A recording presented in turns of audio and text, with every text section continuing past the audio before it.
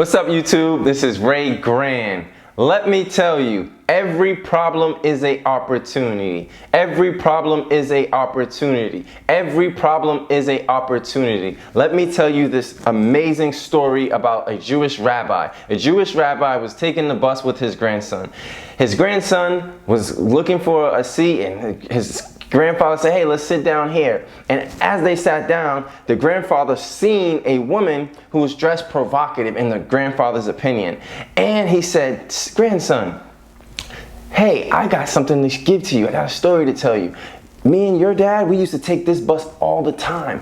And this is what I used to give to your dad. It's some glasses." And he gave his grandson some glasses, and "You put this on." He said, "Grandpa, I can't see." Put the grandson, "I can't see, Grandpa." And Grandpa's like, "I can't see either." And he's like, "Let me tell you something. I want you to focus. I want you to focus. I'm gonna give you something. I want you to focus." And he pulled out in his jacket, and he gave his grandson a book, and he's like, "You focus on this book, because whatever your eyes go is what it focuses on." And he said, "Focus on the book. Whatever you see is sketched in your brain forever." So once you control your eyes, you get to have some control of your mind. And the grandson was like, wow. He was amazed to the fact of how much his grandfather cared and loved him. And so the grandfather said, "Continue to read and focus." And so the moral of that story is, the grandfather could have looked at that woman and had a negative thought and allow it to impact him, but he didn't. He stayed focused on what he can pull from that particular message, and he gave to his grandson. He said to his grandson, the positive. Because what is it to have a positive attitude? Having a positive attitude is focusing on the positive in a negative situation. And that's what he did. He didn't judge that young woman. He didn't speak wrong of that young woman. He noticed something, and he said, "You know what? I'm going to focus on the positive and teach my grandson a lesson." That was a lesson, and it could have been a negative situation, but it was a lesson. Because there are many ways people use negative emotions that impact them. And I'm going to tell you 3. Number 1 is avoidance. How do people avoid? They just want to go to sleep. Or they just want to watch Netflix and chill. Avoiding that negative situation and that problem. What's another thing? Number 2, they play the blame game.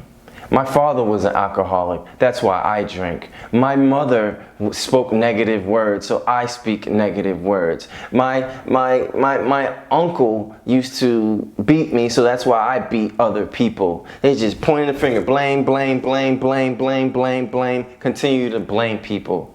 That's the blame game. And lastly, number 3, people tend to do is numbing. They numb the pain. What do they numb the pain with? Alcohol, drugs, substance, weed, anything that can they do to numb it so they don't have to feel that pain. They try to numb it so they don't have to feel it. These are harmful ways when dealing with emotion, because emotion is energy. It's energy in motion. So whatever energy that person has inside from something that happens to them negative, they can easily turn it into a positive, just like the rabbi did. Is what they focus on. And the best way to deal with a negative emotion, to me, is to simply focus on gratitude and be grateful for what you have. What I do, I write in my gratitude journal, and I write what I am grateful for. And then with that, you cannot focus on being negative and positive at the same time. So when I make a list of all the things that I have and take inventory, oh wow, I have a house. Oh wow, I have a YouTube channel. Oh wow, I have a wife. Oh wow, I have a camera. Oh wow. Oh. All these things I'm grateful for. And what happens is it's building me up to have a positive attitude. So instead of focusing on the negative, which can be paralyzation, my paralysis, being paralyzed in a wheelchair, I focus on what I have. And simply said, that is what I do, and that's how I live my life. And I want to encourage you. You were born to inspire, so own it. Make sure you like, share, and subscribe, and share this video with somebody who needs it. Thank you.